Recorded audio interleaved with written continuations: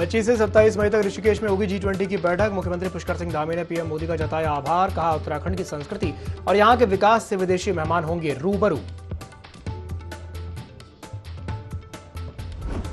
लोकसभा चुनाव के लिए एकजुट नजर आया विपक्ष। उत्तराखंड कांग्रेस अध्यक्ष ने विपक्षी दलों के साथ की सर्वदलीय बैठक। कल सभी विपक्षी दल केंद्र और राज्य सरकार के खिलाफ करेंगे प्रदर्शन। चारधाम यात्रा को लेकर श्रद्धालुओं में बड़ा उत्साह। अब तक 12,36,011 यात्री कर चुके दर्शन। केदारनाथ धाम पहुंचे सबसे ज्यादा श्रद्धालु।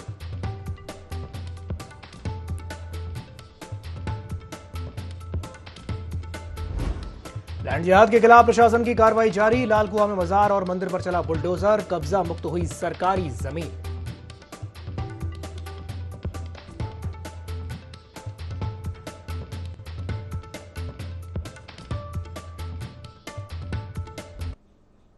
नमस्कार, देवभूमि लाइव में आप सभी का स्वागत है। मैं हूं आपके साथ दिव्यांश जोशी। बुलेटिन की शुरुआत करते हैं इस वक्त की बड़ी खबर के साथ, जो कि देहरादून से है, जहां मुख्यमंत्री पुष्कर सिंह धामी ने कुछ अहम निर्देश जारी किए हैं। कई विभागों की समीक्षा के बाद अधिकारियों को उन्होंने अहम निर्देश दिए हैं। अधिकारियों ने बैठक में सीएम धामी को जानकारी दी है। अब तक वन विभाग की 455 हेक्टेयर भूमि से अतिक्रमण हटाया जा चुका है। सीएम धामी का कहना है कि एक भी अवैध अतिक्रमण बाकी ना रहे, इस बात का ध्यान रखा जाए। शत्रु संपत्तियों का भी सीएम धामी ने ब्यौरा मांगा है। शत्रु संपत्तियों पर पब्लिक प्रोजेक्ट बनेंगे, इसके लिए प्रस्ताव दें, ऐसा सीएम धामी का कहना है। साथ ही साथ उन्होंने ये भी कहा है कि प्रदेश की जमीन पर बाहरी लोगों के कब्जे का डेटा दिया जाए। युवाओं के स्वरोजगार के लिए प्रशिक्षण को धनराशि हम देंगे। तो ये बड़ी खबर है देहरादून से। मुख्यमंत्री पुष्कर सिंह धामी ने कुछ अहम निर्देश जारी किए हैं। कई विभागों की समीक्षा के बाद उन्होंने अधिकारियों को ये अहम निर्देश दिए हैं और अधिकारियों ने बैठक में सीएम धामी को जानकारी दी है कि अब तक वन विभाग की 455 हेक्टेयर भूमि से अतिक्रमण को हटाया जा चुका है। और इसी खबर पर अधिक जानकारी को साझा करने के लिए हमारे साथ हमारे सहयोगी विनय सूद जुड़ गए हैं। विनय, मुख्यमंत्री पुष्कर सिंह धामी ने अधिकारियों को कुछ अहम निर्देश जारी किए हैं, क्या जानकारी है, विस्तार से बताइए। जी बिल्कुल दिव्यांश, देखिए जिस तरीके से यहाँ पर अवैध अतिक्रमण को लेकर के जो है अभियान चलाए जा रहे हैं, उसी के चलते जो है आज यहाँ पर एक बड़ी बैठक जो है वो की गई थी, जिसमें वन विभाग की जो 455 हेक्टेयर क्षेत्र में अवैध अतिक्रमण की जो जमीन थी उसको जो है वहाँ से साफ कर दिया गया है। साथ ही साथ सीएम पुष्कर सिंह धामी ने प्रदेश में सरकारी जमीन पर सभी अवैध अतिक्रमण शीघ्र हटाने के भी इसमें निर्देश दिए हैं। मैं आपको बताना चाहूंगा कि प्रदेश की सरकारी जमीन के सभी अवैध अतिक्रमण हटाने के साथ ही जो है प्रदेश में अतिक्रमण वाली जो भूमि है उस पर राज्य के बाहर के कितने लोगों का कब्जा है और राज्य के कितने लोगों का कब्जा है, इसका डाटा भी जो है शीघ्र देने की जो बात है वो यहाँ पर मुख्यमंत्री पुष्कर सिंह धामी ने कही है। साथ ही साथ सरकारी जमीन से अतिक्रमण हटाने के शासन स्तर पर आज ही शासनादेश जारी किया जाए, ऐसे भी जो है आज निर्देश मुख्यमंत्री द्वारा जो है यहाँ पर दिए गए हैं। उत्तराखंड के स्थानीय युवाओं को कौशल विकास के माध्यम से तकनीकी प्रशिक्षण की व्यवस्था की जाए। साथ ही इसको लेकर भी जो है यहाँ पर प्रदेश के जो मुख्यमंत्री हैं उन्होंने यहाँ पर बात की है। मैंने जानकारी साझा करने के लिए बहुत बहुत धन्यवाद।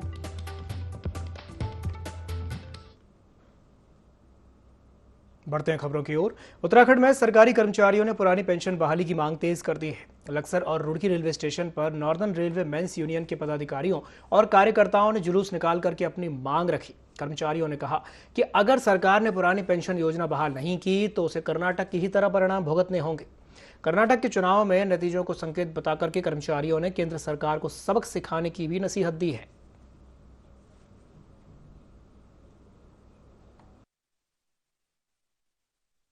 बहाली के लिए है और हम लोग नई पेंशन का विरोध करते हैं। 2004 में तत्कालीन प्रधानमंत्री अटल बिहारी जी के समय में ये पुरानी नई पेंशन बहाल की गई थी और पुरानी पेंशन खत्म की गई थी।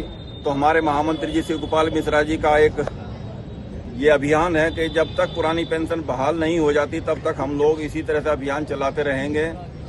जैसा कि आपने अभी देखा है कि कर्नाटक के इलेक्शन में पुरानी पेंशन बहाली को लेकर और नई पेंशन को खत्म करने के लिए जो आपने कर्नाटक में नतीजे देखे हैं, तो उससे आप लोगों को समझना चाहिए और मौजूदा सरकार को भी समझना चाहिए कि हमको पुरानी पेंशन जो है बहाल कर देनी चाहिए, अन्यथा इसके परिणाम और भी घातक सिद्ध होंगे।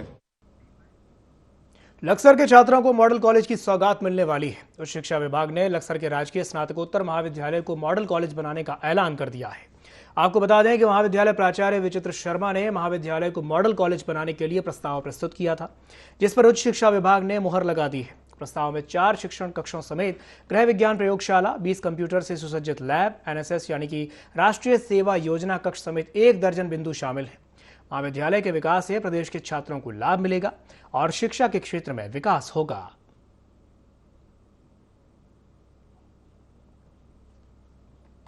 उत्तराखंड सरकार के द्वारा पूरे उत्तराखंड में 22 राजकीय महाविद्यालयों को मॉडल कॉलेज के रूप में विकसित करने का निर्णय लिया गया, जिसमें हमारा एक कॉलेज है। राजकीय स्नातकोत्तर महाविद्यालय लक्सर को भी उसमें चुना गया और उसके तहत हमें 10 मई को दून विश्वविद्यालय में एशियन डेवलपमेंट बैंक की टीम के समक्ष अपनी प्रस्तुति देनी थी, जो हमने दी।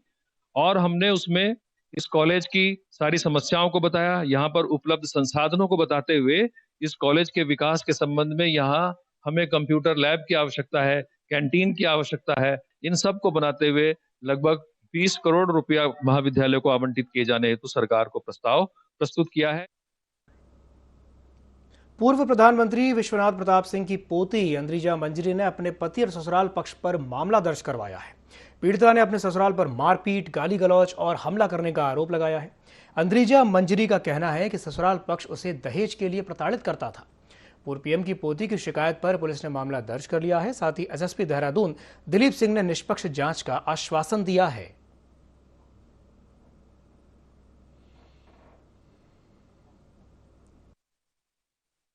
कल मैं मुख्यमंत्री जी धामी जी से मिली थी और उन्होंने मेरे को आज यहाँ दिलीप सिंह जी से मिलवाया आज, और उन्होंने दिलीप सिंह जी ने बहुत समय देके हमसे कहा कि ये पूरी जो समस्या है उसका देखभाल उसका मैटर को देखेंगे और बताएंगे कि नेक्स्ट स्टेप्स क्या है। उन्होंने हेल्प फॉरवर्ड किया है हमारे लिए। जो कंप्लेनेंट हैं उनसे उसके पूरे जो भी समस्याएं हैं, जो भी कंप्लेंट्स हैं, उसके बारे में जानकारी करी और उनके एक एक कंप्लेंट से संबंधित जो बिंदु हैं उस पर मेरी चर्चा हुई है और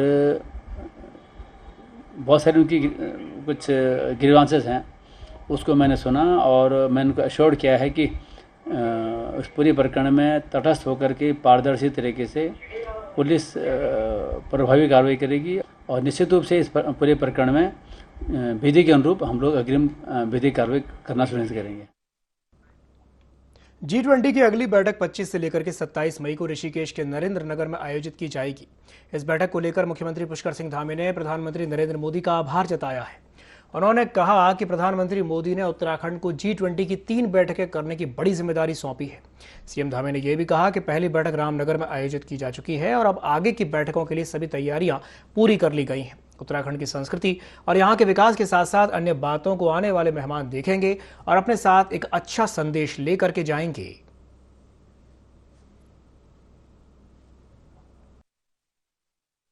मैं प्रधानमंत्री जी का धन्यवाद करता हूं कि उन्होंने हमारे राज्य को 3 G20 की बैठकें हमको यहाँ पर ऑर्गेनाइज करने का अवसर प्रदान किया।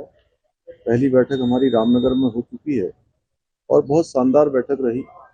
सभी आने वाले मेहमानों को, जिन लोगों ने उसमें भाग लिया, सभी एक अच्छा अनुभव लेकर गए और उत्तराखंड को पूरे विश्व के अंदर जाने का मौका मिला है। दूसरी बैठक भी हमारी ऋषिकेश नरेंद्र नगर में आयोजित हो रही है और तीसरी बैठक भी जून माह में आयोजित होगी। दूसरी बैठक के लिए हम पूरी तरह से तैयार हैं और आने वाले मेहमानों का स्वागत करेंगे। यहाँ की जो विशेषताएं हैं, जो यहाँ का वैशिष्ट है, जो किया हुआ कार्य है या जो चीज़ें पूरे विश्व के अंदर जानी चाहिए, उत्तराखंड की पहचान, उत्तराखंड की जो हमारी समृद्ध सांस्कृतिक विरासत है, उन सबको विश्व के अंदर ले जाने के हमारे पास अच्छा अवसर मिला है। तो G20 के सभी लोगों के स्वागत के लिए और अपनी पहचान को और समृद्ध बनाने के लिए हम लोग तैयार।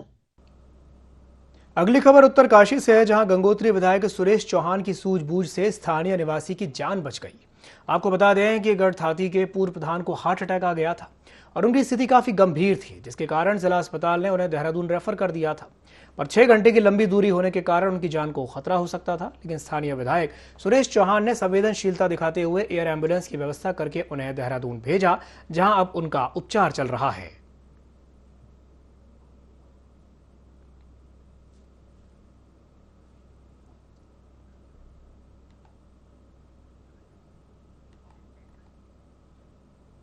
लोहाघाट के सुई विशंक क्षेत्र के प्रसिद्ध मां कड़ाई देवी मंदिर में 9 दिवसीय श्रीमद् भागवत कथा का शुभारंभ किया गया।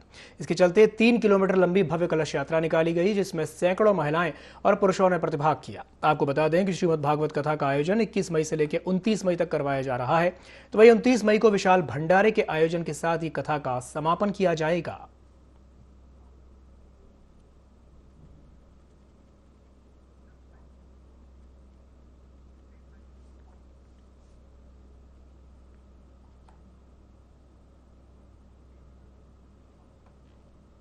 लक्सर जीआरपी ने रेलवे स्टेशन से एक शातिर चोर को पकड़ा है। आपको बता दें कि ये चोर रेलवे स्टेशन और रेलगाड़ियों से फोन झपटने और चोरी की कई वारदातों को अंजाम दे चुका था।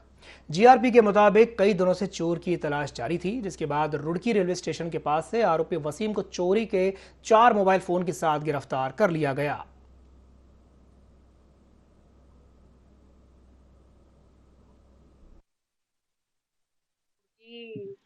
संजय शर्मा, क्योंकि घटनाएं ट्रेनों में जैसे इस समय गर्मियां हो रही है, लोग दरवाजों पर बैठते हैं तो या सो जाते हैं, तो सुबह सुबह ट्रेन में चोरियों की, फोन चोरी, सामान चोरी की घटनाएं बढ़ रही थी।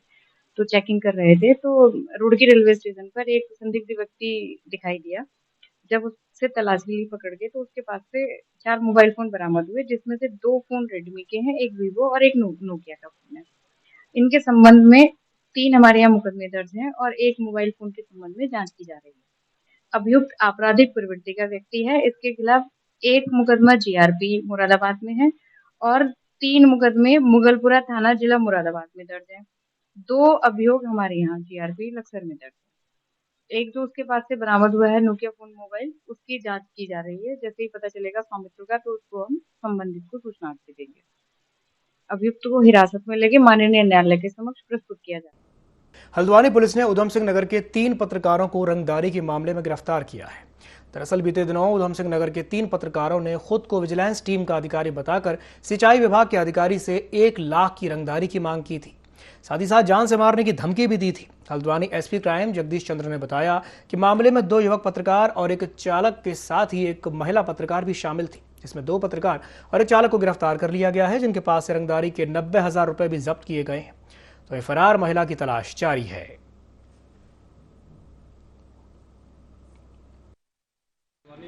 रंगदारी के सनसनीखेज प्रकरण सामने आया। इसमें मुख्य अभियंता सिंचाई विभाग के कार्यालय में तैनात जो बाबू थे, उनके पास 6 लोग आए और उन्होंने उनकी कोई वीडियो दिखाने के बाद कहा कि ये आपकी रिकॉर्डिंग हमारे पास से है और आप इसमें पैसे दीजिए, नहीं तो हम आपकी शिकायत करेंगे। वो डर गए और उसके बाद 1 लाख रुपये उन्होंने डरा धमका कर ले लिए। उनके पास पैसे नहीं थे, वो पैसे उन्होंने अलग अलग सोर्सेज से इकट्ठे किए और उसके बाद इन चारों को दिए। ये चारों के खिलाफ अभियोग पंजीकृत कोतवाली हल्द्वानी में हुआ। ये अभियोग धारा 386, 419, 420 IPC में दर्ज किया गया। एक टीम इसमें गठित की गई कोतवाल हल्द्वानी के नेतृत्व में। इस टीम ने इन 4 में से 3 अभियुक्तों को गिरफ्तार किया है और 1 लाख में से 90,000 रुपये इनके पास से बरामद किए। उत्तरकाशी में सौम्यकाशी रोटरी क्लब के द्वारा मातृ दिवस समारोह का आयोजन किया गया। इस समारोह में उन महिलाओं को सम्मानित किया गया जिन्होंने कड़े संघर्ष के बाद अपने परिजनों का लालन पालन किया है। तो वहीं समारोह में दूरस्थ गांव से आई बुजुर्ग महिलाओं की कहानी सुनकर के कार्यक्रम में मौजूद लोगों की आंखें नम हो गईं। 8 साल से मैंने अपने बच्चों का पालन पोषण करा। मैंने जो लुआ का धंधा हुए थे, जब धान बड़ा बड़ा हो जाते थे, लुआ का धंधा लगाया, मैंने हाथ भी लगाया। और बैल में अपने बैलों, मेरे बैलों को कोई गाँव में पकड़ नहीं सकती थी। मैंने बड़ी मुश्किल से खेत में लगाया। अपने पशु के लिए मैं पशु पालन करती है, खेती के काम करती है और सब्जी उपलब्ध करती है, अपने बच्चों को पालती है। रोटरी क्लब, रोटरेट क्लब जो है विगत 5 वर्षों से इस प्रकार के कार्यक्रम करता रहा कि मातृ दिवस पर हम विभिन्न माताओं को सम्मानित करते हैं। ऐसी माताएं जो अलग अलग क्षेत्रों में काम करती हैं और आज जिनको सम्मानित किया गया वो ऐसी महिलाएं हैं जो खेतों में हल चला रही हैं, ऐसी महिलाएं हैं जो रोड़ी तोड़ रही हैं, ऐसी महिलाएं हैं जो चीड़ के फूलों के बीजों को एकत्रित करके, और ऐसी महिलाएं हैं जो मशरूम उगा करके अन्य महिलाओं को समाज में प्रेरित कर रही है। ऐसा अनुकरणीय कार्य कर रही है, उल्लेखनीय कार्य कर रही है, जिससे वो इन कार्यों को करने से वो अपने परिवार को तो पाल रही है, लेकिन साथ ही वो समाज के एक अनुकरणीय कार्य भी कर रही है। धनौरी के बावन दर्रा में एक महिला पर धारदार हथियार से हमला करके उसे गंभीर रूप से घायल कर दिया गया, जिसकी सूचना मिलते ही कलियर पुलिस मौके पर पहुंची और महिला को अस्पताल में भर्ती कराया, जहां पर महिला की मौत हो गई। अस्पताल ले जाते समय महिला ने पुलिस को बताया कि उसके ऊपर किसी अज्ञात व्यक्ति ने धारदार हथियार से हमला किया था। इस दौरान उसके साथ उसका एक बेटा और पति भी मौजूद था। फिलहाल पुलिस मामले की जाँच में जुटी हुई है। महिला है जिसको इंजर्ड कर रखा है, चोट लगी हुई है, उसको 2 पासरवाई लोग ने उसको बचाया और सूचना दी, तो मौके पर पुलिस पहुंची है, अस्पताल ले गए, लेकिन जहां पर महिला की मृत्यु हो गई है और उसको एक चाकू मारने के स्टैब वुंड है। बाकी कौन महिला है, क्या उसके बारे में है, बहुत सारी जानकारी नहीं मिल पाई है। हमारी टीम अभी उसको जानकारी कर रही है, लेकिन अभी तक जो लग रहा है कि कहीं ना कहीं वो यहाँ पर आ रही थी, अपने किसी पति के साथ आ रही थी या किसके साथ आ रही थी, और उसके साथ एक घटना यहाँ पर हुई है जहाँ पर उसको चाकू मारने के बाद उसको नहर में फेंका गया था। लेकिन 2 हमारे लोकल लोग थे जिन्होंने उसको बचाया भी बाद में और अस्पताल पुलिस तक पहुंचाया, लेकिन उसकी डेथ हो गई। अभी जानकारी की जा रही है कौन महिला थी, क्या उसका वेरिफिकेशन है, क्यों आ रही थी यहाँ पर, इस चीजों के लिए टीमों। अगली खबर देहरादून से है, जहां एक भव्य कार्यक्रम में 51 मेधावी स्टूडेंट्स को सम्मानित किया गया। ये कार्यक्रम एक निजी होटल में यूनेस्को क्लब दून वैली की तरफ से आयोजित किया गया था। इसमें यूनेस्को क्लब ने 51 छात्रों को स्कॉलरशिप देकर के नवाजा। इस समारोह में बतौर मुख्य अतिथि जस्टिस राजेश टंडन शामिल हुए, तो वहीं सुप्रीम कोर्ट की सीनियर एडवोकेट ने भी कार्यक्रम में शिरकत की। साथ ही पंजाब नेशनल बैंक के डीजीएम विराज डोगरा कार्यक्रम में मुख्य अतिथि के तौर पर शामिल हुए।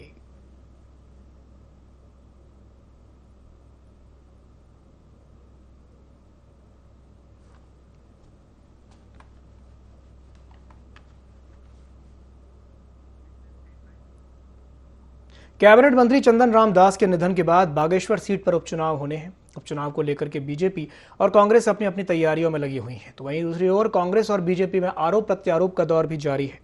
कांग्रेस प्रदेश अध्यक्ष करण माहारा का कहना है कि बीजेपी प्रदेश अध्यक्ष महेंद्र भट्ट बागेश्वर उपचुनाव में स्वर्गीय चंदन राम दास के परिवार में फूट डालने का काम कर रहे हैं। तो वहीं बीजेपी प्रदेश प्रवक्ता विनोद सुयाल का कहना है कि कांग्रेस के पास प्रत्याशी ही नहीं है, जिसकी वजह से उनके प्रदेश अध्यक्ष करण माहारा इस तरीके की उल जुलूल बयानबाजी कर रहे हैं।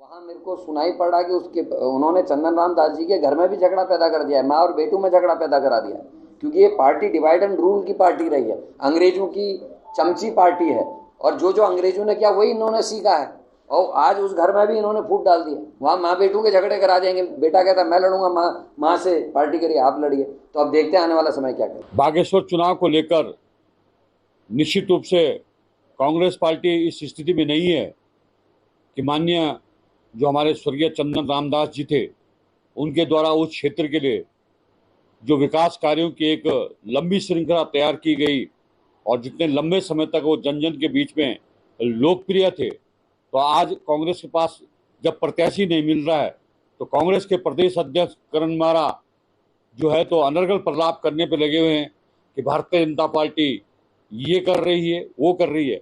भारतीय जनता पार्टी एकजुट है और निश्चित रूप से भारतीय जनता पार्टी अपने सुशासन के आधार पर और निश्चित रूप से जो बागेश्वर का चुनाव है उसको प्रचंड बहुमत वोटों से जीतेगी। चंपावत जनपद की सीमांत बनबसा थाना पुलिस ने ऑपरेशन क्रैकडाउन के तहत 7 लोगों को जुआ खेलते हुए गिरफ्तार किया है, जिनके पास से कुल 4 लाख रुपए की नकदी बरामद हुई है। पकड़े गए सभी आरोपी नेपाल के कसीनो जा रहे थे, लेकिन बॉर्डर पर हो रही चेकिंग से डरकर फिर सीमा पर से जंगल में ही जुआ खेलने चले गए। पुलिस टीम ने जंगल बैराज गठीगोड़ मार्ग पर मलेरिया नाले के पास जंगल में दबिश देकर के जुआ खेल रहे 7 व्यक्तियों को गिरफ्तार कर लिया। बनबसा थाना प्रभारी लक्ष्मण सिंह ने बताया कि पकड़े गए सभी आरोपी उत्तर प्रदेश के जनपद पीलीभीत से कसीनो में जुआ खेलने के लिए नेपाल जाने के लिए बनबसा सीमा पर आए थे। टीम जिसमें मैं स्वयं मौजूद था और साथ में हमारे एसएसबी की टीम। हम लोगों द्वारा संयुक्त रूप से बॉर्डर क्षेत्र में संवेदनशीलता को देखते हुए और मादक पदार्थों की तस्करी की रोकथाम हेतु यहाँ अपना चेकिंग करते हुए हम लोग गश्त करते हुए जा रहे थे, तो हमें बेलवन रोड के पास में तो संदिग्ध की स्थिति में दो गाड़ियाँ हमें खड़ी मिली, जिसके आधार पर हमने जब और उसमें छानबीन करते हुए आगे गए तो हमें बेलवन रोड के जंगल में 7 लोग जुआ खेलते हुए मिले, जिनके कब्जे से हमें 4 लाख रुपए जुए की धनराशि बरामद हुई है, जिनके विरुद्ध मुकदमा पंजीकृत कर दिया गया है और आज उन्हें माननीय न्यायालय में पेश किया है। जनपद उत्तरकाशी की बालिका स्वाति नौटियाल ने अपनी ओजस्वी वाणी से नाम रोशन किया है। इस बच्ची ने डॉक्टर भीमराव अंबेडकर की जयंती पर संसद भवन में भाषण दिया, जिसकी सभी ने सराहना की है। तो वहीं स्वाति नौटियाल से हमारे संवाददाता दीपक नौटियाल ने खास बातचीत की। मिलाते हैं आपको उत्तरकाशी जनपद की एक सामान्य परिवार से आने वाली लड़की स्वाति नौटियाल से, जिन्होंने बाबा साहब भीमराव अंबेडकर जयंती के दिन जो है पूरे संसद भवन में जो है अपने ओजस्वी विचारों से जो है पूरे देश को प्रभावित किया। आइए हम मिलाते हैं स्वाति नौटियाल से। जी स्वाति नौटियाल जी, कैसा आपका यहाँ तक का सफर रहा?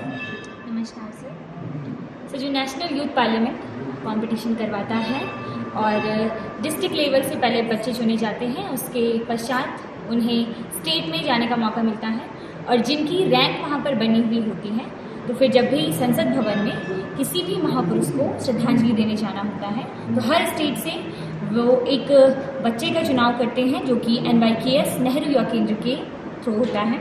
और ऐसे ही एक अवसर पर मुझे भी यह अवसर मिला कि मैं संसद भवन में एज ए स्पीकर वहाँ पर जाके मैंने वहाँ पर डॉक्टर भीमराव अंबेडकर जी की जयंती, जो कि 14 अप्रैल को थी, वहाँ पर जाकर मैंने उन्हें श्रद्धांजलि दी। जी स्वाति जी, आपने जो वहाँ पे श्लोक सुनाया था जिससे कि जो है पूरा देश प्रभावित हुआ था, हम चाहेंगे कि आप हमारे दर्शकों को वो श्लोक सुनाएं। जो श्लोक मैंने वहाँ पर बोला था वो था माँ भगवती गंगा का। हम सभी जानते हैं कि जिनकी जो अविरल धारा है वो संपूर्ण भारत को एक ऐसे धारा में बांध के लाती है और एकता का प्रतीक जिन्हें हम मानते हैं, ऐसी माँ गंगा जिनका उद्गम स्थल गौमुख से है। तो वो श्लोक मैं आप सभी को सुनाना चाहूँगी। देवी सुरेश्वरी भगवती गंगे त्रिभुवन तारिणी तरल तरंगी।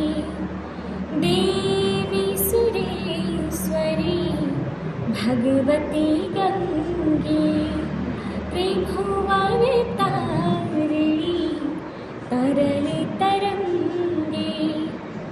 शंकर मौली विहारिणी विमले मम मतिरास्ता तव पद कमले।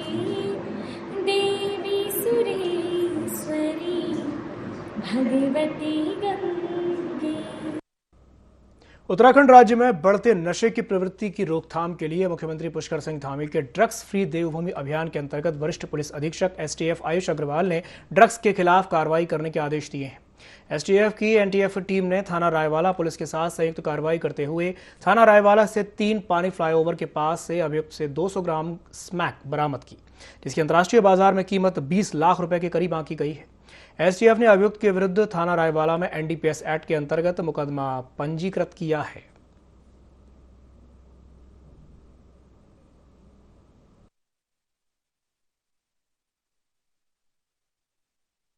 उत्तराखंड अभियान के तहत कल STF के द्वारा एक NDPS एक्ट के तहत एक कार्रवाई की गई है, जिसमें कि एक कपिल देव जो रायपुर का रहने वाला है, कंडोली गांव का रहने वाला है व्यक्ति, इससे 207 ग्राम स्मैक बरामद हुई है, जिसकी बाजार में कीमत 20 लाख रुपए के लगभग है। और उसके बाद आनंद कुमार फरार हो गया। फिर ये कपिल देव हमारी गिरफ्त में आ गया और इससे 207 ग्राम स्मैक के साथ साथ इसकी जो स्कूटी है जिससे ये कैरी करता है और बाकी लोगों को सप्लाई करता है, वो भी इससे बरामद हुई है। इसमें थाना रायवाला में NDPS एक्ट के तहत अभियोग पंजीकृत कर इसको गिरफ्तार किया गया है और न्यायिक अभिरक्षा में भेज दिया गया। इसी के साथ बुलेटिन में फिलहाल के लिए इतना ही। दीजिए इजाजत। नमस्कार।